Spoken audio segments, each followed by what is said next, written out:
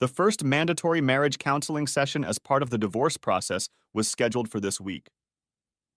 Marvin knew it would be a waste of time because Cheryl was so adamant about her desire for women's freedom that she was unwilling to compromise in any way. Marvin had his first session alone with the counselor, Diane Marco. After exchanging pleasantries, Diane asked, "Marvin, do you love your wife?" He replied, "Absolutely." She asked, "Do you think Cheryl loves you?" "She says she does," replied Marvin. "Then why are you getting a divorce?" the counselor asked. He replied, "She left home with all her stuff. She told me not to contact her for 6 months. She stated that she wants to act like she is single again and have relationships with other men. To me, that seems to indicate that she doesn't want to be married to me. That's why I filed the application." "How do you feel, Marvin?" Looking directly into Diana's eyes, he snapped back, "What a stupid question. How do you think I'm feeling?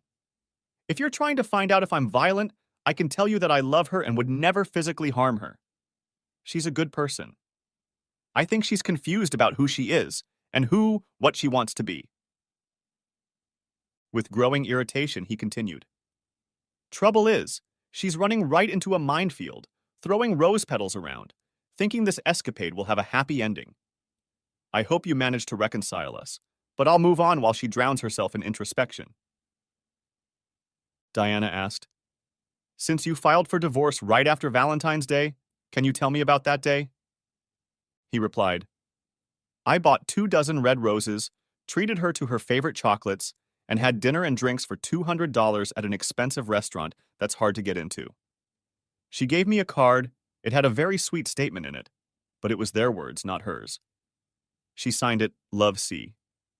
We got into bed and I got a kiss that lasted a nanosecond, and then she turned her back to me and said, good night.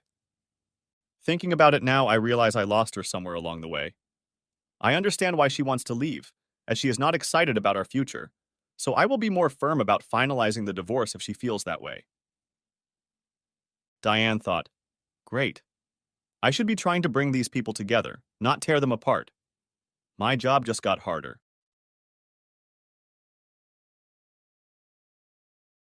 Week 7. Cheryl came to Diane Marco's office for a reconciliation meeting. Diane asked the same questions in the same order that she had asked Marvin. She got the same answers from her as Marvin did, up to the question about the reasons for the divorce. Cheryl replied, "I don't want a divorce. I told Marvin that I would go back to him in 6 months and resume our life together. I just want to feel free, because when I was younger, I didn't have the opportunity to do what I want to do. I'm not getting younger or prettier. All my friends have interesting experiences and I don't. Is that so unreasonable?" Miss Marco asked the same question about Valentine's Day. "Nothing special, like everyone else's, I guess. A few flowers and dinner. Nothing special," Cheryl replied. Diane then said, "Cheryl, Marvin said he only wants a divorce if you do things with other men. He loves you and wants to spend the rest of his life with you. Can you give up this idea of having relationships with other men to save your marriage?" She replied, "I don't understand why he is so demanding. I plan to go back to him in 6 months. He will like the new, more experienced version of me. We can go back to being the loving couple we've always been." Week 8. Marvin was on the junior college alumni board and made some projections for a possible fundraiser that he needed to present at the next board meeting. He called and set up a meeting with Tara Wilson, executive director of the Alumni Association. He could have emailed the projections to Tara, but she was too beautiful to stay on the other end of the email. He was greeted in her office with a radiant smile and a happy voice. She said, "I'm glad to see you again, and that you've come because I wanted to discuss some of these issues with you." After a lively discussion of the forecasts, Tara said, "I don't mean to pry, but I heard that you are divorcing Cheryl. I understand your situation, as I was there 2 years ago, and I still get hurt when certain things trigger my thoughts. Do you two still talk?" "No," he said. "We parted amicably, but she doesn't want to communicate while she goes through this introspection of herself and her life." There was no adultery or alcohol problems on either side. We were just going in different directions. She asked, I know this may be awkward for you, but I have a problem that you might be able to help me with. There is a formal charity dinner this Saturday night that I have to attend. I bought 2 tickets thinking my boyfriend would go with me, but now he's out of the picture. My problem is Patrick O'Kelly. I find him offensive, rude, and he wants to have fun with me. If he sees an empty seat next to me, he will sit down and ruin my evening. I can't tell him to screw off because he's a very generous sponsor of the junior college. You're the only person in this town who has enough presence to keep him away from me. Could you help me with that problem by becoming my beau? If you'd rather not, I completely understand you, given your current situation. He said, It would be my pleasure to dine with you and keep you away from O'Kelly's handyman. Just tell me your address and time and I'll come over. I suppose I should wear a tuxedo? Tara took his hand, but not for a handshake, but as a friend, and said, Thank you very much. The canceled trip to Paris still haunted Cheryl. She thought, Marvin can be so romantic sometimes. I wish he would be more considerate of what I want to do. She'd made a connection with the guy at Starbucks, and they'd gone out to lunch a few times. It was obvious to Cheryl that this relationship wasn't going to progress without sex. She decided it was too soon to hit the infidelity button. On Saturday evening, Marvin pulled up to Tara's house in a freshly washed BMW and a well-fitting tuxedo. After ringing the doorbell, the young man opened the door and politely said, Please come in, Mr. Johnson. My mother will be here shortly. He replied with a smile, Thank you. It was your mom who gave you the script to read to me. Grinning, the young man replied, Yes. While they were laughing at each other, the most beautiful woman walked into the room. This was not the Tara he had worked with on junior college-related projects. She was wearing a cobalt blue dress with narrow shoulder straps. He hesitated. Tara? I didn't recognize you. You're absolutely stunning. She replied, Yes, you know how to flatter a girl, don't you? With those words, he said, Let's get you into my car as soon as possible. I'm afraid some movie star is going to come along and take my beautiful companion away from me. She turned to her son and said, Sean, behave yourself, no visitors. Go to bed by 10 p.m. Okay? Her son nodded, smiled at her, and said, You look good, Mom. Everyone in town showed up for the evening event. Heads turned as Tara and Marvin entered the hall and made their way to the reserved table in front. Marvin knew that the men who approached their table were not here to talk to him. He had played golf with them that morning. Nothing new had happened except that he had become the escort of the most beautiful woman in the building. Marvin had also become the target of several divorced women who had learned of the Johnsons' filing for divorce. He worked the hall, examining his current and potential clients. All the while, he watched Tara chatting with him, keeping his eyes on Handy O'Kelly. Suddenly, he saw Handy heading toward Tara like a cruise missile. He quickly turned his attention away from the conversation and headed toward Tara. Just as Handy started to hug Tara, Marvin slipped between them. He put his arm around Handy and said with a wide smile, Are you trying to steal my date, Patrick? You won't be the first or the last to try that.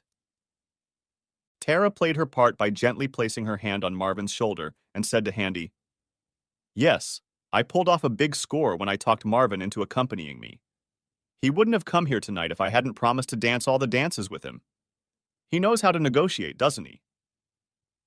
With those words, Handy said, Have a nice evening, and left. Tara whispered in his ear, I owe you a great debt. In response, he said, Being here with you is more than enough payment for me. Shall we sit down and eat? Their table of 8 was the busiest at the event, as Marvin was in his element, telling stories, joking, and laughing. It was the most enjoyable time he'd had since Cheryl left their home and possibly their marriage. When the orchestra played the first song, he motioned for Tara to join him on the dance floor. She grinned and gave him a hand, rising from her seat. They danced a few fast songs, and when the slow song started, they began to move together. Tara looked at him and said, I know and understand. I was there 2 years ago, but my world has changed. And changed for the better. I had friends who helped me through the challenges. Can I be one of your friends who can help you recover? He touched his head to her head and nodded in agreement since he couldn't speak. The rest of the evening was spent dancing, laughing, and having a good time. When the party ended at 11 p.m., she asked Marvin if he would take her for a ride in the convertible with the top down. She wanted the fresh, cool air to run through her hair and cool her down so she could put her arms around Marvin and warm her body and heart.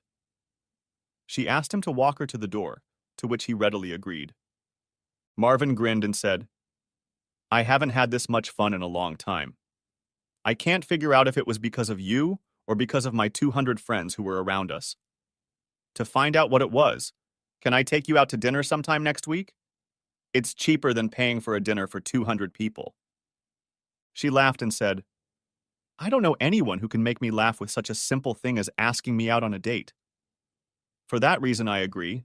Let's go out Friday night. She hugged him longer than he expected and pulled away and gave him a quick kiss, then went inside. Marvin put the roof down and drove home. There was warmth in his heart. Cheryl went with her friend Patty to one of the clubs to have some fun. Patty had been divorced for several years and understood what partying was all about. She knew Cheryl was pretty and fresh enough to attract a few guys to their table that night. And she was right. As they walked in, several guys took notice, walked over and asked Patty who her friend was. After introductions, Tim, Dan, and Harvey bought the girls drinks, promising that the dancing would start soon.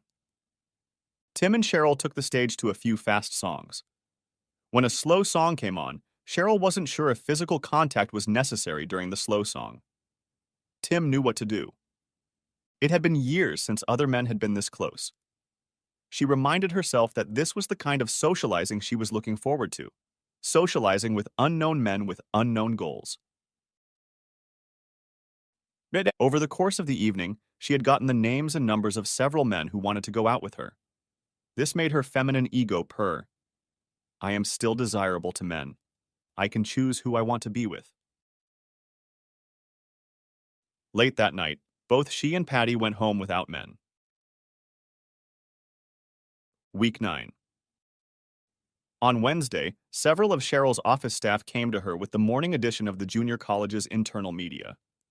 The article about Tara Wilson being instrumental in the success of the children's charity event on Saturday night was the lead article. The article had several pictures of Tara and her unnamed companion. Very timidly, they wondered if that was her now separated husband next to the extremely attractive Tara Wilson, and if he was dancing with her. Dazed, Cheryl stared at the picture of her husband while the other women waited for her answer. She muttered, Yes, that's him. On Thursday, Cheryl stopped by Betty's travel agency and asked for a big favor. I really need to talk to Marvin. Could you call him and ask him to talk to me? I'm not lonely. I'm not sad. It's just that my kids don't want to talk to me, and maybe he can get the kids to contact me. Betty said, I won't interfere with your relationship. I will call Marvin and ask him if he will talk to you. If he says yes, I'll give you the phone and go next door. If not, I'll thank him and hang up. Any questions? Cheryl replied, No questions, and thank you for doing this for me. Betty called Marvin and asked if he wanted to talk to Cheryl, and he replied, Not really, but maybe I should. You can put her on the phone, and I'm sorry you're in a tight spot, Betty. Picking up the phone, Cheryl said, Good morning, Marvin. I hope you are having a good day. He replied, Yes. What do you want, Cheryl? She asked, Can we meet and talk? I really need to talk to you. It's hard to talk on the phone with Betty. Please, can we meet for a few minutes? He replied, Then we'll break one of your ironclad rules for your convenience. I can't contact you, but you can contact me. This is all because you changed the rules I thought we were supposed to live by, isn't it? She said, Please, Marvin. Reluctantly, he said, Okay, out to lunch today. Someplace we don't normally go so people won't think we're getting together. She replied, I can make you lunch at my house. Absolutely not. I don't want to enter your sanctuary of experiences. Alberto's restaurant is just off the freeway. I'll be there at noon. Anything else? Thank you very much, Marvin, she said as he hung up. As they pulled up to Alberto's, Marvin saw Cheryl in a corner booth. As he approached the booth, she got up, opened her arms, and hugged him. It was awkward. He just stood there with his arms at his sides while she hugged him. She started the conversation on what she thought was a light note. You look very trim. Cooking should do you good. He replied dryly, It's not my cooking. It seems like every other night some woman brings me food and asks me how I'm doing. One night they lined up 3 people at a time to bring me a home-cooked meal. The local women are very good at feeding me and taking care of me. That made Cheryl angry, and she asked, Was that whore Mary DeFalco one of those ladies? She always looked up to you when she was around us. Grinning, he replied, Yes, she was one of the first to stop by, and I must say she makes the best lasagna I've ever tasted. You're welcome to have her over anytime. She gritted her teeth and moved on to the next topic. Marvin, I know I've disappointed the kids, and they don't understand what I'm trying to do. But I miss talking to them. None of them have talked to me in weeks. Did you tell them not to communicate with me? When they were here, I told them that you were still their mother and they should treat you with respect, he replied. She quickly asked, They came to see you, not me. It breaks my heart. He snapped back. Yes, it seems to happen a lot. Then he stared at her for a moment. Cheryl stared at the table. Then he said, I'll call them this week and have them call you. I won't make them call you, I'll ask them to call you. Speaking of call you, you may take offense to some of the names they'll call you. So be prepared. Now Cheryl had 3 for 3 negative responses she didn't want to receive, so she moved on to the next topic. I saw your picture in the paper with Tara Wilson. Are you two dating? He replied, She didn't have a date to the charity dinner, so she asked me to be her date. I haven't had that much fun in a long time. She's a very pretty lady. She asked you? She asked. Yes, it's hard to believe that a beautiful, talented, intelligent girl asked me out. Isn't it? He said, looking her straight in the eye. Even though he was looking her in the eye, he felt a strong gulp escape from her throat. Marvin, I haven't budgeted for a lot of items and I'm short on funds. I know how you've always made sure I pay my bills, that I have a good credit history, and I want to keep that rating. But with utilities, new health insurance, an apartment deposit, and moving and storage costs, I'm in a tight spot. Can I borrow $2,000 from you? I'll pay you back, I promise. He didn't say anything. He just looked at her with frustration and annoyance. Slowly, he pulled out his checkbook, wrote her a check, and held it out across the table. She said, Thank you very much. I'm embarrassed to ask you to do this. I had planned to become a more independent woman, but it hasn't happened yet. Are we done? He asked. One last question, Cheryl replied. Can you tell me about the trip to France that Betty and Cindy told me you organized? Marvin sighed again. What's there to tell? I planned the trip for us so you could go to France. I knew it was something you had always wanted to do. I had the papers with me the night you told me you were leaving me. I canceled the trip since it looks like you are no longer in my life. Trying to hold back tears, Cheryl said, This is the most selfless and wonderful thing a man has ever done for me. You are truly a wonderful and considerate husband, and I love you for that. Please remember that I am not leaving you. When we are together again, I will spend the rest of my life making it up to you. Are we done? He asked. When Cheryl nodded, Marvin got up, paid the bill, and left. Later that afternoon, Marvin called Tara to ask if she would agree to go out with him on Friday night. Tara replied, Yes, I'm on the calendar and I'm looking forward to it. What do you have in mind for the evening? He replied, Since your junior college baseball games are Friday night and the forecast says it will be a perfect spring evening, I thought it would be nice to go to the game, eat some food in the park, and watch the games. How's that for an idea? She replied, How fun! That's a great idea. Do you want me to take 2 seats for us in the faculty box? He replied, No, because then it would be like a job for you. I'll pick you up at 4 p.m. and we'll get seats when we get there. Great, see you then. Marvin got some good seats on the third base side of the field. The first thing they got was a soda and popcorn. As they started on the popcorn, Marvin asked, I took a chance asking you about the baseball game tonight. I didn't know if you liked outdoor activities or sports. Tara replied, I love all sports, played softball in high school and a little in college. Tonight is the perfect night for it. I've been here for 2 years and have never been to a game. Thanks for thinking about it. He asked, Is your son into sports as well? He plays sports but is now considering golf, but the logistics and transportation are complicated by my job. Marvin thought for a few seconds and said, Our country club has a program for young golfers this summer, and it's great. 5 hours on Tuesday, Wednesday, and Thursday each week from 10 a.m. to 3 p.m. The first hour is golf instruction, the second hour is playing 3, 4 holes, and at noon they get hot dogs and hamburgers.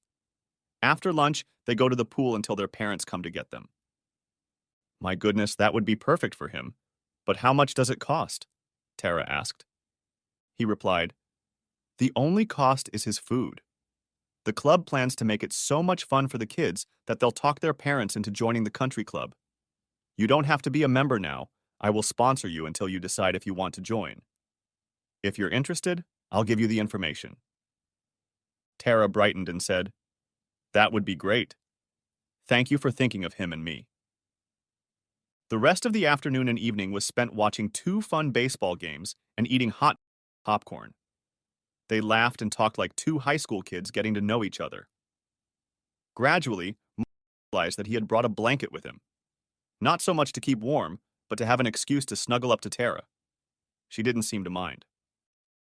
The evening ended with a hug, a brief kiss, and a promise to meet up the following week. Week 10. On Sunday, the golf course at the country club was closed for the first golf tournament of the spring. It was to be a scramble format, where each member takes a shot and the team chooses the best of 4 strokes. The golf pro forms teams using handicaps to determine the A, B, C, and D players. Marvin was a B player and was very surprised to see Greta Gustafson as an A player. Greta has been playing on the LPGA Tour for about 10 years. During those 10 years, she was one of the most photographed players on the tour. Not for winning events, but for the way she looked. 5 inches tall, long blonde hair, an hourglass figure that could be shown off in shorts and tight golf shirts. She was a native of Sweden, and her voice was soft and sing-songy. She used her winnings and money from sponsors to buy and expand the largest insurance agency in town. After introductions, the 4 players got into their carts and headed for the first hole. Marvin was excited to see that Greta was traveling with him. He told her, We haven't met before, but I've seen you here many times. Greta replied, I know who you are because you gave the president's report at the annual meetings. It's nice to meet you. Player D hit first, followed by players C, B, and finally A. When Greta bent over and stuck her club into the ground, it was clear why she was so beloved on tour. That ass was the most beautiful ass Marvin had ever seen. Turning her torso, her long arms swung sharply, creating a powerful shot. The ball flew 250 yards down the center of the fairway with a shriek. Greta smiled, tucking the club back into her bag. As she was getting into the cart, Marvin said, Det var mycket bra. That was very good, in Swedish. At these words, Greta raised her head fearfully. Greta replied, Du talar svenska? Do you speak Swedish? He smiled and replied, Ja, yes, in Swedish, and then said in English, That's about as far as my Swedish goes. Both of my parents' families were Swedish immigrants in 1868, hence the last name Johnson. Smiling beautifully, she said, I'm looking forward to our game tonight. You're the first person I've met in this town who knows anything about Sweden. The remaining 17 holes became a stage for laughter, jokes, and discussion of Swedish customs. Their laughter could be heard as they sang Swedish nursery rhymes. Marvin knew the words his grandmother taught him, but didn't know their meanings, which made them even funnier. Thanks to Greta's long shots and Marvin's strokes, the foursome collected the first prize of $100 per person in shirts, pants, and golf equipment. Greta turned to Marvin and said, "Playing golf with you was more fun than winning. We should do it again." Smiling, he agreed and said, "Sure. How about you come over here Wednesday at 1 o'clock in the afternoon? I'll buy you dinner then. It will be cheaper for me than paying you at $1 a stroke difference in our results." Weeks 11 and 12. Cheryl initially told her sorority sisters that she would not be attending their 25th graduation anniversary. After threats of kidnapping and interference from her friends, she reluctantly agreed to join them. They knew of her struggles with Marvin and her inability to accept herself as a modern woman. They wanted to be there to support their friend in her time of need and restore her femininity. Cheryl was glad for the 3-hour drive to Dallas because it gave her time to take a break from the stresses of work and life in general. She shifted her thoughts to the young women she had gone to college with and how their lives were now. It would be interesting to hang out with these longtime friends. They had rented a corporate retreat building that had 6 master bedrooms, a kitchen, and a central meeting room with couches and cushioned chairs rather than tables and desks. The 6 bedrooms were separated so each person had their own room with a private bath. Outdoors was a patio and hot tub overlooking the golf course. Friday was planned as a travel day and meeting night. The plan was to make reservations for a sushi dinner, followed by a pajama party at the vacation home. Cheryl had taken the day off, so by 5 o'clock that evening she was on site. She realized by the laughter and squeals that most of the ladies were already in attendance. As she walked through the door, there was a wild cry of delight that she had finally arrived. Many of the girls had already started drinking, as evidenced by the large number of liquor bottles on the counter. The Uber ride to and from the sushi restaurant was raucous and disorganized, and all the women were laughing. Everyone was told to put on their pajamas and head to the center area. After a serving of margaritas from the kitchen blender, each woman had to talk about her career, children, marriage, and lovers. There were happy stories, sad stories, and stories without end. Cheryl was one of the 3 that had no denouement yet. Everyone saw the possibility of wonderful or terrible things happening to these 3 women. More than half of the women had been divorced at least once. Most of the people interviewed told Cheryl that she was on the right track. She should have taken the marriage into her own hands and told her husband how things would be. He should happily comply or just accept it. It's his choice, but it's best for him to make his wife happy and stop whining. The girls applauded Cheryl for pulling herself together and telling her ungrateful husband she was moving out for 6 months, and for being a strong modern woman. They loved the no-contact rule and the fact that she was living as a single woman, not bound by the constraints of a marital relationship. They ached when she told them that Marvin had filed for divorce and was using this opportunity to change his life for another woman. She told of his date with the young, beautiful Tara Wilson and how he traded in his Honda for a BMW convertible as a sign of seriousness. Even the most rebellious girls toned down their speeches about getting their husbands to work it out. Most of the women said that after their divorces, their ex-husbands married younger women and they married older men. All agreed that they needed to proceed with caution and not force him to make a choice she didn't want him to make. After a late night, the group didn't start their shopping trip until 11 a.m. The plan was to eat lunch and store until 4 p.m., then return to the retreat and rest for the rest of the afternoon and early evening. They had reservations at an Italian restaurant and planned to go clubbing afterward. Each woman was told to wear her best man-catcher dress and put $20 in a margarita blender, and the woman who caught the best man would win $240. The dinner was especially good, but the real excitement was the man-catcher contest. When they arrived at the best club, they found they couldn't set one table for 12 people and had to make do with 2 tables of 6. This also made the ladies more accessible for the men to ask them to dance. Cheryl enjoyed dancing with 5 different men. Each man was charming, pleasant, and fun. This was exactly what she had envisioned life to be like when she left Marvin's house. The 6th man who approached her was completely different.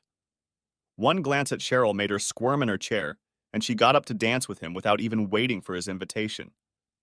He was tall, broad-shouldered, and very sophisticated. He spoke to her quietly and directly, oblivious to everything that was going on around him. After a few fast and slow songs, he asked if she was tired and wanted to come back. She replied, "I will return to the table if you will join me. Otherwise, I will stay here with my arms around you." He said, "That's the nicest music I've heard all evening. Your table looks rather noisy. Would you like to join me at my table? This is my son and a few of his friends from college. I'm sure we'll have time to talk since the boys are spending their time chasing young ladies tonight." She replied with a laugh, "Sounds like fun." Cheryl learned that Ted was an airline broker in Dallas to visit his son who was working there as a summer intern. His office was in Seattle, but he traveled all over the world selling new and used airplanes. Suddenly in her mind, everything fell into place. If she wanted an experience with a real stud, it would be Ted. She had a hard time finding men in her town who didn't know Marvin. Here was a man from Seattle and Dallas with a son, Matt, who had no contacts and didn't know Marvin. She wasn't even going to tell Ted her real name so he couldn't trace her. It was perfect. She could have fun with him and Marvin would never know the difference. Her husband had a saying about fouls in basketball: no harm, no foul. Since he wouldn't know she was having fun with Ted, there would be no harm and therefore no foul. Her table became the center of the party where young men and women stopped to sit, drink, laugh, and have fun. Now that Cheryl had decided how to have fun without her husband knowing, she relaxed and had a great time. He turned to his son and said, "Take a picture of this. I want to remember it forever." Ted said, "I think we need to move this somewhere else before we get arrested. But first I have 2 questions for you. The first question is, what's your name?" "CJ," she answered. "The second question is, are you married?" She replied, "Not anymore, my husband divorced me." She then asked, "Where are you staying?" He replied, "At the Embassy Suites about a mile away. I will ask my son to find another room for the night, as mine will be very busy." With those words, Cheryl grabbed Ted by the arm and dragged him towards her friends' tables. She announced, "Ted and I are leaving. I'll see you tomorrow morning when I pick up the money for catching people." She then made Ted show her friends his driver's license, so that if Ted turned out to be the axe murderer, the police would know who he was. All of Cheryl's fears about cheating on Marvin dissipated when, with her arms around Ted, she headed toward his hotel. As soon as the door was locked, she clung to Ted, and they walked to the bedroom. She led him backward to the padded chair by the bed, knelt down, and after the pre-breakfast entertainment, Ted took Cheryl to her friend's house. The jealous friends wanted details. After lunch, all the ladies began to go home to their husbands, lovers, or empty apartments. They all agreed that they would try to socialize more with the group. They were especially eager to hear about Cheryl's further adventures. Some envied her situation, others were thankful they were not in her shoes. Week 13. On Sunday afternoon, Marvin picked up Tara and Sean and drove them to his country club. After a late breakfast, he took Sean and Tara to show him the golf store, the golf course, the driving range, and the snack bar. Marvin had an old set of clubs that his son had used when he was that age, so Sean would keep them in the store for when he came to play. Most importantly, he gave Sean his club number so he could order sodas and fries for him and his new friends at the pool. The following Tuesday was the first in the Young Golfers summer program. Sean was smiling the whole time. He dreaded a boring summer, but golf lessons, playing golf and swimming 3 days a week made him a happy boy. It also made Tara a happy mother and a happy companion for Marvin. In the evening, she cooked dinner for the 3 of them. After Sean went to bed, she snuggled up to Marvin and said, "Thank you so much for bringing Sean to this golf group. He is really happy. I'm sure you've been a wonderful father to your children." He regretfully replied, "You'll have to ask someone else about that. After what has happened to me in the last 3 months, I have no idea if what I did was right or wrong. My world is so upside down, my head is just spinning." Tara hugged him and said, "I'm here for you. I've been through this before. After the fog comes clarity, I guarantee it. Just keep doing what you're doing. You'll feel better no matter what happens." They then spent some time in silence, hugging and talking. On June 15th, Marvin and Cheryl knew what day it was. It was their 25th anniversary. Both thought about sending each other a card, but decided against it. Both had 13 weeks marked on their calendars since Friday. This is the end of Cheryl's 6-month escapade of empowerment. It would be decision day, whether they would reunite as husband and wife or sign the final divorce decree. Cheryl was still reeling from her trip to Dallas. Her friends gave her strength and support in what she did and how she did it. The night spent with Ted had been impressive. However, she knew she had to keep all her hometown connections a secret. Otherwise, her absentee husband might bring the matter to a divorce, and she didn't want that right now. She didn't really want to divorce him. She just wanted things to be different. She wanted the freedom to do what she wanted, but to have him as her home to run to whenever she wanted. It was the perfect position. Of course, Marvin would be cuckolded. He just wouldn't know it. She hated being untruthful to her husband of 25 years. He just needed to stop making a big deal out of it. On Wednesday, Marvin played golf with Greta. Thanks to taking lessons from the club professional and Greta's helpful hints, he managed to lower his average score by 6 strokes. He really enjoyed her company, and being outdoors on a beautiful afternoon was special. While the golf game was serious, the conversations between them were easy as they became very personal with each other.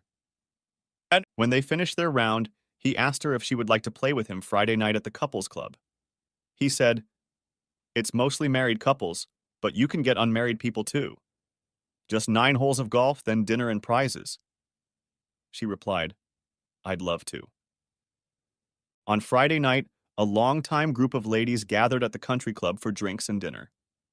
Cheryl had been a member of this group for many years, but after Marvin's divorce, she was no longer eligible to attend the club. Her friend Betty asked if she could join them. She was reluctant at first, but decided that a modern woman would not cowardly be in the same building with her separated husband. After all, they weren't sworn enemies, just 2 people who had drifted apart for a short time. Their usual spot for a Friday night bachelorette party was on the patio above the 9th green. It was a place they had been assigned years ago because of the raucous and loud conversations this company was known for. It was a beautiful evening, and the cosmopolitans never stopped drinking. Cheryl was glad to be back with her friends and looked around, remembering the times she and Marvin had spent here. And then she saw him, her husband. He was walking beside a moving golf cart toward his ball. He looked very good, trim, with an athletic gait. Judging by the location of the ball, they had already made 2 strokes on the par 5 hole. He swung his club, the ball flew straight at the pin and rolled into the cup. "Eagle! He made eagle!" heard Cheryl shout to the woman. She was overjoyed for her husband and jumped up to congratulate him, but stopped as her stomach clenched into a lump. A tall blonde woman jumped out of the cart and ran up to Marvin. "Nan!" He turned to her and she wrapped her arms around him and gave him a quick kiss. They didn't care who was watching. They didn't hear the cheers and jeers of those around them. The 2 golfers embraced each other and headed for their cart. The ladies at the table gasped as they realized what Cheryl had seen. Cheryl grabbed her purse and ran to the car. There, she burst into tears. Another beautiful woman was following her Marvin. He had to wait for her decision on how soon she would return to their home. It should have been her decision, not his. He does want to trade with her, but it saddened her that she was the one who was to be traded. Week 14. Diane Marcos scheduled Cheryl and Marvin for a joint meeting with the mediator. They hadn't seen or spoken to each other since their lunch 5 weeks ago. Both of them pulled up to Diane's office at the same time. As he turned off his BMW, Cheryl complimented him on his beautiful car and asked, "Can you take me for a ride after our session is over?" Getting out of the car, he replied, "I'm sorry, but I have a golf game this afternoon. Besides, we're not supposed to have any contact with each other." She replied, I'm looking forward to our session today. I hope we can work out our differences and be a couple again. He grinned and said, Yes, me too. But with you moving, any reunion will become difficult. Diane welcomed them into her office. I'm so glad you're talking to each other. This is a good start to reconciliation. After our last meeting, I informed you that this would be a joint meeting. Each of you will be able to talk frankly with each other and find out what our common ground is. From our first meeting, I realized that you both care and love each other. You both want to stay married. The only stumbling block is that Cheryl wants to have experiences with men other than Marvin.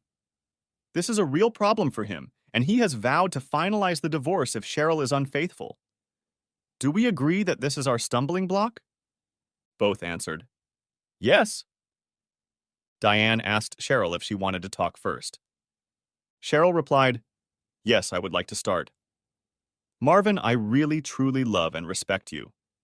I want us to be together forever, however. I feel incomplete and lacking in world experience. From what I have read, I have learned that sexual interaction is different from intimacy. You can have an experience with someone without caring about them, or even loving them. It's just a physical act, just like a handshake or a hug. She continued, Intimacy is a different thing. If you have an intimate relationship with someone, you are deeply emotionally attached to them.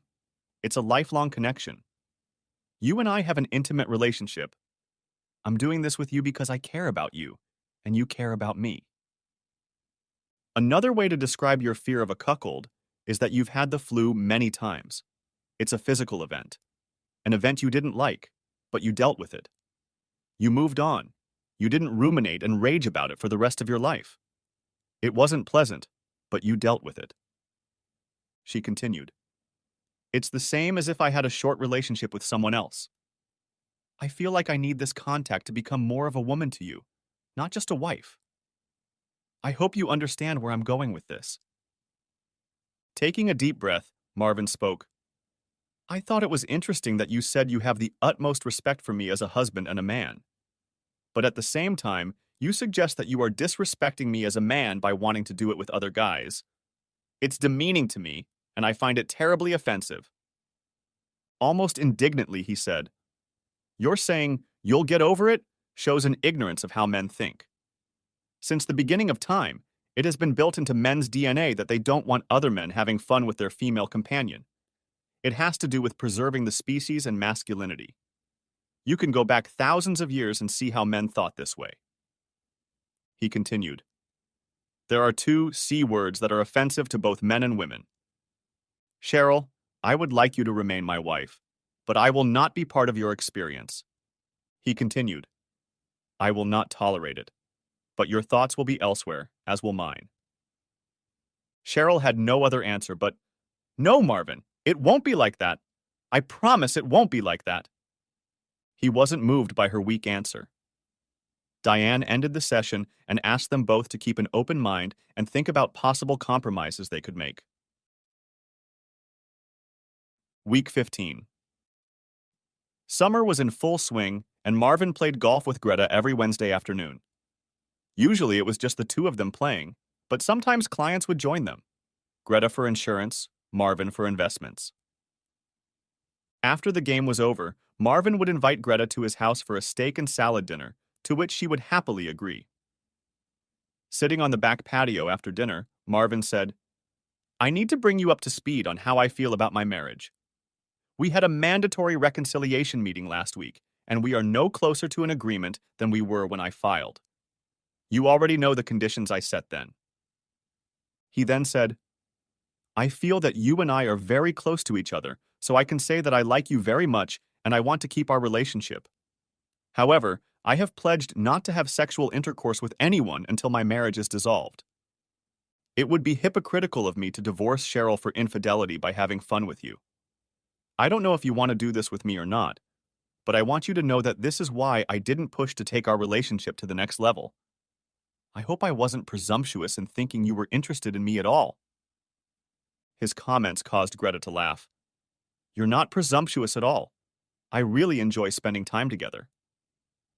Marvin, I feel like you're my best friend in this town, and I'm fine with the state we're in right now. It's important for you to live until the end of the summer to work things out with Cheryl before you change anything. The next day, Marvin asked Tara if she would go with him to an outdoor concert on Saturday night, and she agreed. Greta was in Atlanta one weekend with her LPGA friends.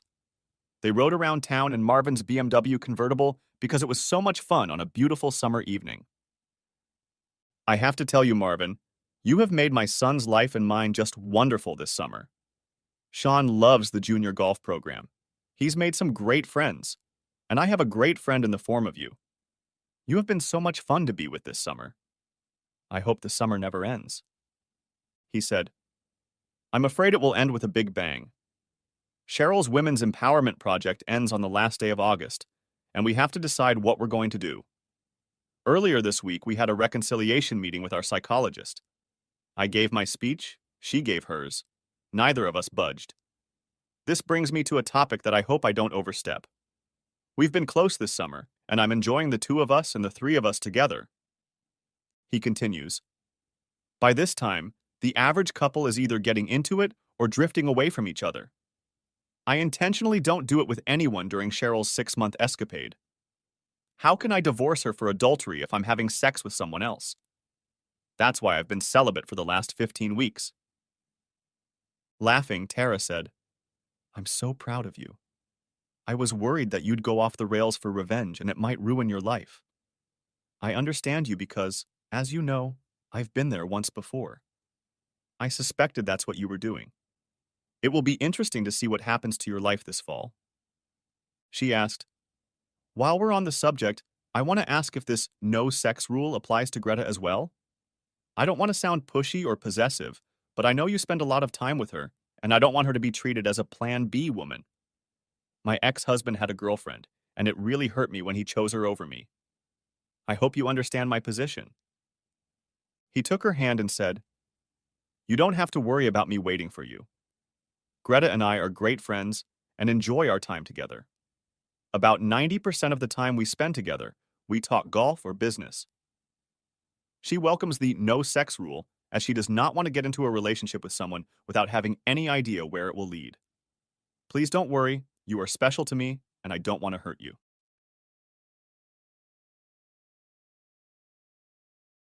Week 16. Week 17. Summer was getting closer and closer to fall. Marvin played golf with Greta every Wednesday and spent an evening with her every week. Marvin spent most of his time with Tara and also with her son Sean, which suited them both. Week 18. Greta did not participate in the country club tournament on the 4th of July because she went to Atlanta to play golf and see friends. Marvin invited Tara and Sean to come to the fireworks show at the golf course.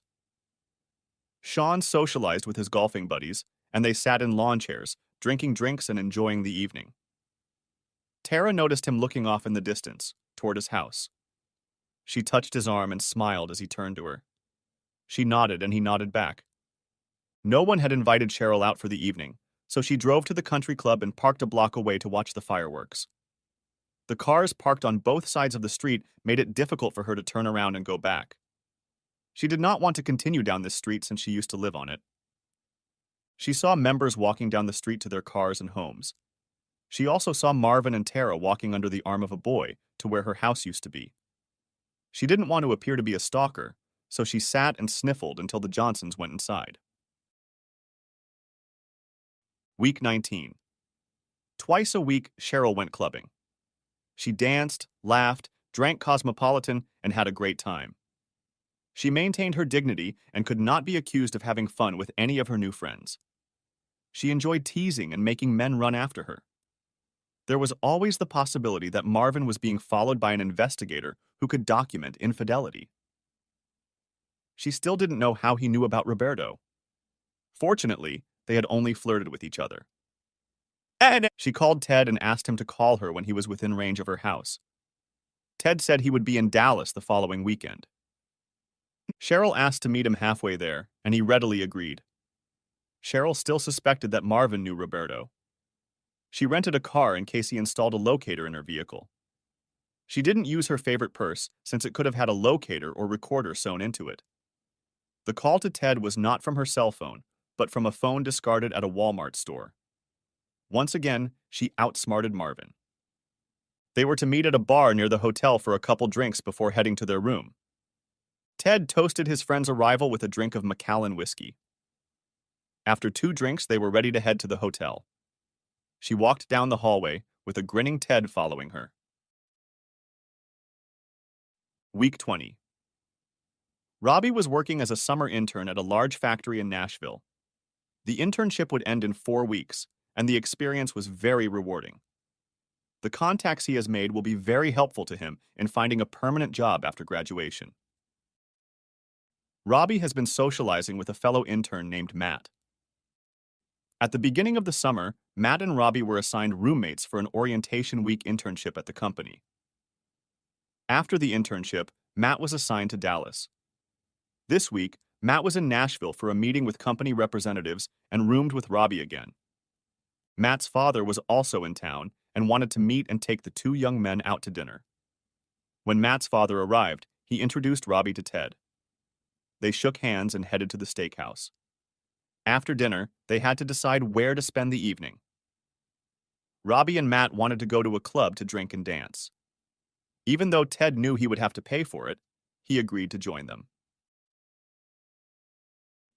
After an hour at a club near the airport, Matt remarked to his father, "This club looks like a graveyard compared to the one you and I went to in Dallas." Ted replied, "That was a wild night." "What happened?" asked Robbie. Laughing, Matt replied, "Dad was almost assaulted at our table a couple months ago. A woman about Dad's age wanted him very badly. She took him back to the hotel. Didn't she, Dad?" "Matt, I think you need to show her a little more respect. She was a very nice person. I really enjoyed her company. She wasn't a slut or slutty. She was out with her friends for the 25th anniversary of their graduation.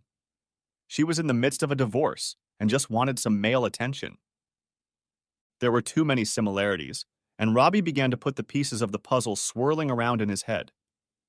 "What was her name?" he asked. Ted replied with a puzzled look. "CJ, why?" Robbie thought, "Cheryl Johnson's initials. My mom was in Dallas for her 25th reunion 8 weeks ago. She and my dad will probably be finalizing their divorce in a month. Could you describe this woman to me?" Matt pulled out his cell phone and dialed the number on the picture of Cheryl and Ted kissing. He wanted to keep the other pictures out of Robbie's sight. He handed the phone to Robbie. 2 seconds later, Robbie recognized his mother kissing the man sitting in front of him. Out of habit, he ran his thumb over the next photo, just as Matt reached for his phone. Matt said, "I don't think that would be a good idea, Robbie." Robbie looked at him and said, "It's not for me. Dad needs to know what happened because they're either going to rebuild their marriage or get a final divorce. He needs to know." Matt pulled his hand away, and Robbie saw his mother's bare ass rubbing against Ted's lap at their table in the club. Ted immediately said, "Robbie, she told me she was divorced. I don't do that with married women. I was hurt badly twice when other men entertained my then wife. I won't do something so disrespectful to another man." Robbie shook his head in appreciation, turned to Matt, and asked him to forward the pictures to him. Robbie turned to Ted and said, "I should get going. Thanks for dinner and drinks. Goodbye." Week 21. Greta called Marvin and asked him to cook her a steak at his house after golf Wednesday afternoon. He gladly honored the request. After a great steak, red wine, and dessert, Greta asked him to sit next to her on the couch. It seemed to him like a budding breakup. Perhaps she had changed her mind after their conversation last week. Greta began to talk like this. "You know how much I enjoy your company. We've become very close, and I want to ask you something that I hope won't hurt our relationship." Marvin felt a lump in his throat. Cheryl's ghost was alive. "After spending 5 months with you, I have come to the conclusion that you are one of the most honest and intelligent people I have ever known. Your business practices are efficient, profitable, and you make every transaction a win-win for the client and your company. I admire what you have built. I also know that one day you will want to slow down and work less. Your children won't want to come back and run your company, and I'd hate to see a viable local company sold to a chain. For that reason, Marvin, I would like you to consider merging our companies. Our companies are very compatible and will complement each other. My company, compared to my peers, is at maximum market penetration, as is yours. If we team up, I will have access to a new client list and you will have access to my clients. By the time you're ready to retire, I can run the company and take your place as president. Then I can buy out your half and you can retire or work part-time. I know you have a big personal decision to make in a month, but I feel like I should broach the subject now before you make another decision that will affect your company. You don't have to make a decision now, it's just something you can think about. We spend a lot of time together, so we can work on it piece by piece until we come to a decision. Marvin brightened as he said, I was so afraid you were going to say you didn't want to be around me anymore. Instead of the expected pain, I got a wonderful offer.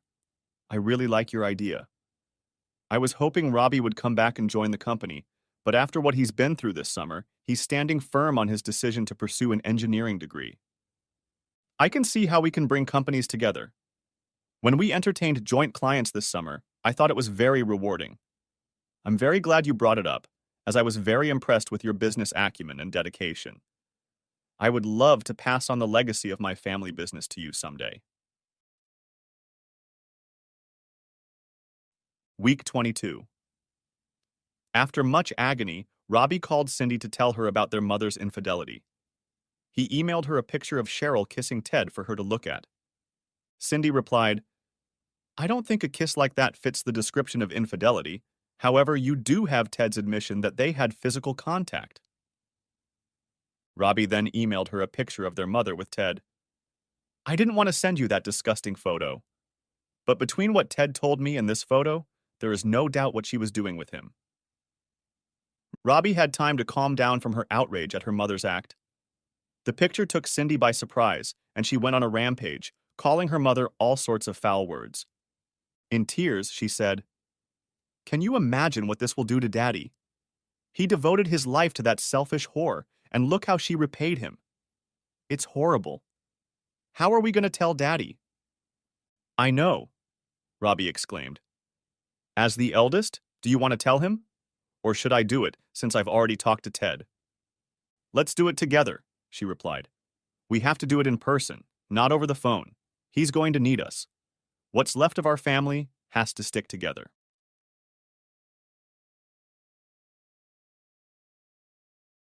Week 23. Maywin was surprised when Cindy called to ask if she and Robbie could join him the following weekend. Maywin was excited that they would be coming to visit him. He missed them, as this summer was the first time Robbie had been away from home. The happiness was shattered when they told and showed him what Cheryl had been doing in Dallas while traveling with her girlfriends for her 25th birthday. Marvin's voice was measured and his face pale. He said softly, I thought it was going to happen, and I was dreading the day I would find out for sure. She was so excited about the experience that with my mind, I knew it was going to happen. But in my heart, I hoped it wouldn't happen. I didn't have an investigator follow up with her because I didn't really want to know, but deep down, I needed to. More than anything, I would hate for you two to see that picture. She was a good mother to you and a good wife to me. It's a shame she went off the rails. This is one example of how the saying, absence makes the heart grow more beautiful, is not true. The longer I live without her, the less I want her back. Having made the decision to divorce, Marvin wanted to spend the rest of the weekend enjoying their children. They purposely did not want to contact their mother because they did not want to see her. Their laughter was strained, but it was nice to see their father. They were proud that he wasn't a crying and whining man, but Marvin had more than 6 months to prepare for that. Weeks 24 and 25. Cheryl was getting ready to move in with Marvin. She packed clothes she knew she wouldn't wear for a while, such as a gauze sundress. She was sure that Marvin had no good reason to divorce her for infidelity. She was ready to leave her 6-month lifestyle experiment. She wanted to go back to Marvin's big, beautiful house, not the small apartment that was cramped for her. She missed her status as Mrs. Marvin Johnson in the city. She had forgotten how much fun it was to go to formal dinners in her new dress and sit at the head table. She missed the always fun 4th of July party at the country club. Her friends had drifted away, and she wasn't called to have coffee or lunch at the club as often anymore. Going to the club wasn't as exciting as she thought it would be. Sure, she danced and made out with a few potential suitors, but the sparks didn't fly. All these guys wanted was to entertain her, and not after a few dinner dates, but right this night. Right now, in the bathroom, in the parking lot, whatever. Yes, that's what she wanted, but the more she looked at the other divorced women being hit on at the club, the less she wanted to be like them. To her, Ted was different, exactly what she'd envisioned a lover to be. Maybe she could sneak out once every 3 or 4 months to spend a weekend with Ted. Marvin would be in the dark. Although she was confident in her prospects of reuniting with her husband, she found it odd that none of her children had called her in weeks. She would call them, but the calls would just stop. The same thing happened when she tried to call Ted. The call would simply drop. Her texts and emails went unanswered. The only calls she received were from men at the nightclub who only wanted one thing. She thought maybe she needed a new cell phone. Week 26. At Marvin's request, his attorney contacted Cheryl's attorney and asked that the parties meet at his office at 1 p.m. to make a final decision on the divorce. He demanded two things: a current STD report and that both Marvin and Cheryl sign the divorce papers at the beginning of the meeting. If the spouses decided to stay together, they would symbolically tear up the final divorce decree and get back together. The lawyer will place champagne and 4 glasses on the table. The outrage was quite rampant as Cheryl, as a regular tramp, was to be tested for STDs. She was disgusted to go to the clinic, where she knew some of the staff, to ask for this test to be done. She knew she was clean, or she really hoped she was. Cheryl spent a lot of time on makeup for this appointment. A new fancy dress was required. She couldn't wait to be Marvin's wife again, and she realized that she really missed him. She was the first to arrive at the lawyer's office, followed by her attorney. Marvin was the last to arrive, and placing a bright red envelope on the desk, apologized for being late. Cheryl's heart beat faster. She thought he had resurrected the trip to Paris, and they would spend their second honeymoon there. The exchange of STD reports had gone off without contagion. Cheryl breathed a sigh of relief. Both parties signed the final divorce decree, and then Marvin asked Cheryl if she had anything to say. She began. "It's been a long 6 months without the love of my life being with me. But with any adversity comes the ability to improve. These improvements are reflected in the fact that I am once again a more enlightened woman who is even more committed to my marriage than before. I would like to thank my loving and dedicated husband for giving me the opportunity to spread my wings and learn to fly.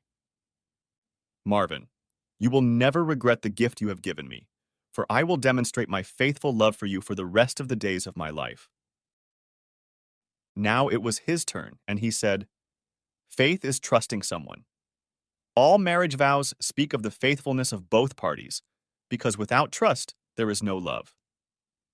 That brings us to the initiation of this divorce petition and my desire that my wife and I remain faithful to each other. Over the past 6 months, I have spent time with several women. I have had no contact with anyone during that time. Cheryl, have you remained faithful to me?"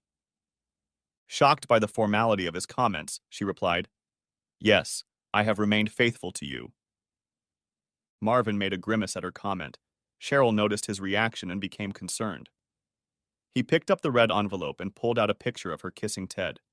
He asked, "Have you been faithful?" She started to stammer and mumble something, then said, "It was just a kiss. It didn't mean anything. I wasn't unfaithful." He pulled out another vulgar picture. That's what fidelity is? She was so flustered that her lawyer advised her to keep quiet. But she said, "Where did you get this picture from? Were you following me?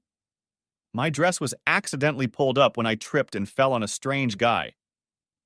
He replied sternly, "This is the most disgusting situation I have ever been in. This picture was taken by a friend of one of our sons in Dallas. Our son found out about the picture when Matt and his father were laughing at the slut who jumped Ted at the club. They confirmed it was you by showing him the picture presented here. At this revelation, Cheryl's face turned pale and tears came to her eyes. Marvin roared. Imagine the pain of a son seeing his mother in a crowded club as she tried to pick up some guy to entertain her.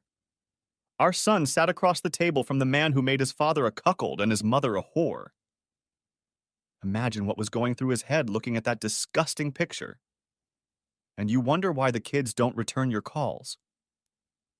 He turned to his attorney, handed him both signed copies of the order and said, "Please file them." Marvin, the sex meant nothing to me. It meant nothing to Ted. It was just a physical activity, no love, no commitment. He said sternly, "That's even more cruel, Cheryl. You think it with Ted means nothing to you, while you know it means the world to me. How disrespectful that is to me. That's the worst thing you could say to me." Cheryl collapsed into a puddle of tears, moaning and mumbling. She didn't have the strength to get up to leave, even when the lawyer pulled on her arm. She repeated, "No, no, no, I want to be your wife again. Please forgive me. I promise to be faithful always. Please don't do this to me. I don't want to be divorced like the other women in the clubs. Please don't push me away. I'm sorry. I'll never do this again." As he left the office, he could hear her crying and sobbing all the way to her BMW. Marvin took the rest of the day off. He went home as he felt it was dangerous for him to drive or even be around people. He poured a large glass of whiskey, lit a cigar, and turned on the Frank Sinatra channel on Sirius Radio. The view from his patio deck was quiet and serene, just what he needed. He looked at his turned-off cell phone and saw that Cheryl was calling him every 5 minutes and then deleted those calls. Tara and Greta called a few times, as well as Robbie and Cindy. All in good time, he thought. Secretly, he knew this was how it would end up. Cheryl wanted to do it so badly that it was inevitable. It was why she had to move all her possessions out when she left 6 months ago. He wanted her gone so he could get used to being without her. Her, the woman he loved, but had lost over time. Since last summer, he'd seen her resentment of their marriage grow. Whether she cheated or not, it didn't matter. She was gone. When he spent time with Tara and Greta, they showed more concern for him than Cheryl. They had exceeded the 25-year warranty on their marriage. Whether it was the scotch or the cigar or the fatigue or just relief or a combination of all of these things caused him to remain unconscious all afternoon and all evening. He awoke to Tara's light touch. She asked with a concerned look on her face, "Are you okay?" He smiled weakly and replied, "Yeah, but why wouldn't I be okay?" She laughed and said, "I see you haven't lost your sense of humor after the divorce." He replied, "It turned out just as I expected 6 months ago. She's gone. It was nice to just sit here in silence. I've been emotionally preparing for this day since she left. Without knowing the exact details, I knew what the outcome would be. I wasn't blindsided by it. I could at least make alternative plans for the future and not be a rudderless canoe for the next year." She sat down next to him, put her arm around his shoulders and asked, "Does that future include me?" When he quickly replied, "Absolutely," she brought her face to his and kissed him. Then she said, "As long as you have plans for me, I can wait. Don't be in a hurry or rush to do anything. You're feeling the last gasps of a 25-year relationship. It's not going to disappear quickly. I'll be there for you."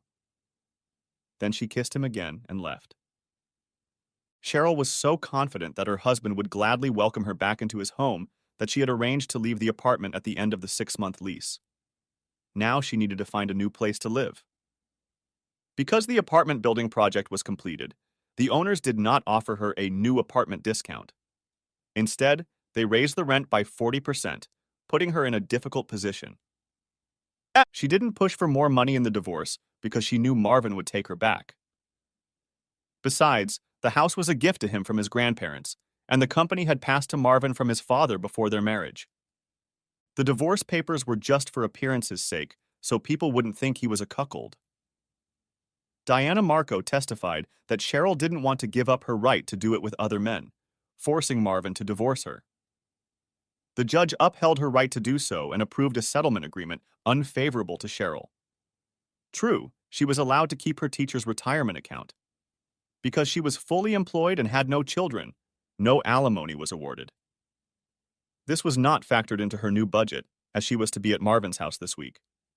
She was to move to a cheaper place. Paying moving expenses again, and deposits too, would be very difficult.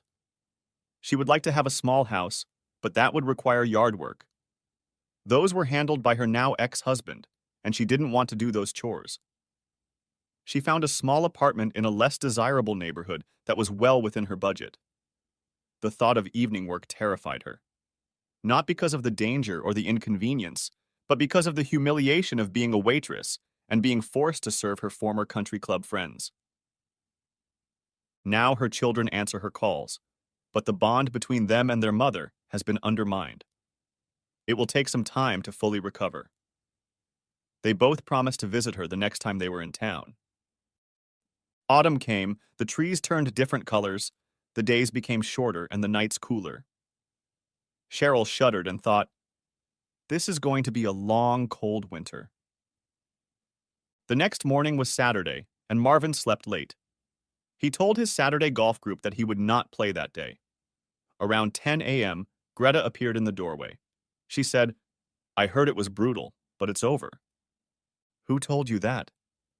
Greta smiled and replied, "We have the same lawyer, silly.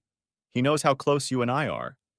Besides, I threatened to break all his golf clubs and his left arm if he didn't tell me." He laughed and hugged her. She asked, "Is it finally over?" "Yes, it's finally over." She said, "Good. Now, as you start making plans for the rest of your life, I want to tell you something. Something I wanted to tell you before, but you already had a lot on your mind, and I had so much fun with you that I just couldn't tell you. Please sit down with me." He hesitated, trying to imagine what she was going to say. In a soft voice, Greta said, "The ladies in town find you quite attractive, and as the final decree is finalized, you will be noticed by more and more women. Making plans for your life, you probably intend to remarry someday. If I were fortunate enough to be invited, I would answer you no, because I am already married." This made him jump to his feet. What? When? How? Was all he could formulate in his mind. He asked, "Who is your husband, and where does he live?" "My wife lives in Atlanta. We've been married for 5 years. One of the reasons I travel there often is to see her. Marvin, I'm a lesbian, and have been for 10 years. That doesn't change the fact that I love you as my best friend, and want you in my life always." "I can love you but not marry you. As far as I'm concerned, we can continue to live the way we did this summer if Tara doesn't mind. In fact, I would like to improve my relationship with Tara. I want her to know that I'm not trying to steal her man. If she's important to you, then she's important to me. After all, we are business partners." She continued, "I was happy and relieved by the no-sex rule you instituted this summer. It didn't put me in an uncomfortable position. My wife doesn't want me doing it with you, just like you didn't want other men doing it with your wife. She doesn't like the idea of me being a cuckold. I have a great friend who just divorced his wife for doing it with another man." The end. If you haven't watched the first part of this video, the link will be in the description. Thanks for watching, I hope you enjoyed it, so subscribe to my channel and watch the next video.